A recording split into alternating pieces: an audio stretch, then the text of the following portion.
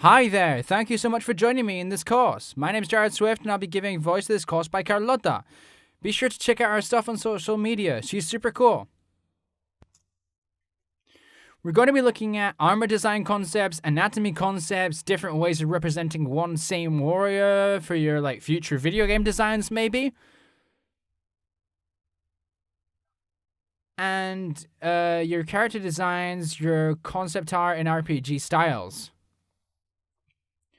We're going to be working on the action lines, the way we can better combine armors with our character.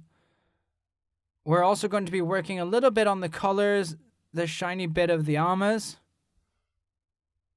As well, as a little plus for you guys, I've decided to include some lessons on anatomy that are going to accompany another character that's a little more special and that we have to add to a few companions that are going to be a little bit different, okay? It's going to be cool. So, yeah, that's what we're going to be doing. So, I know you won't regret this. You're going to have a lot of fun with these lessons. And, yeah, I'll be seeing you guys in this course. Alrighty then. Hope you like this. See you then. Lots of kisses. Let's do this!